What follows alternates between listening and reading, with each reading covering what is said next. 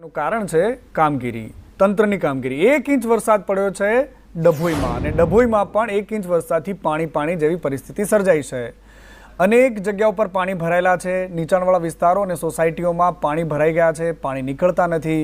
ડભોઈની આ સેવા સદન સામેની પરિસ્થિતિ તમે જોઈ લો, શિવશક્તિ સોસાયટી જોઈ લો, નંદનવન તેમજ આંબેડકર ઘનશ્યામ પાર્ક સોસાયટી પણ આ તમામ સોસાયટીઓ છે કે જ્યાં આજે પાણી જોવા મળ્યું છે। માત્ર 1 ઇંચ વરસાદની વાત થઈ રહી છે। 1 ઇંચ કલાકો બાદ પણ પાણીની પરિસ્થિતિ એમની એમ જ રહી।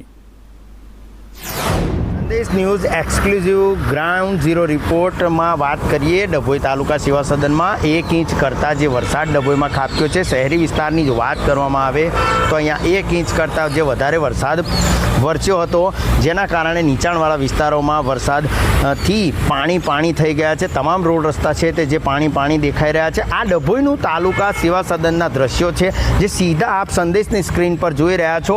જે પ્રમાણે વાત કરવામાં આવે તો સરકારી કચેરીઓમાં છે અનેકો વાર ન જેવા વરસાદની અંદર પણ અહીંયા પાણી ભરાઈ જાય છે।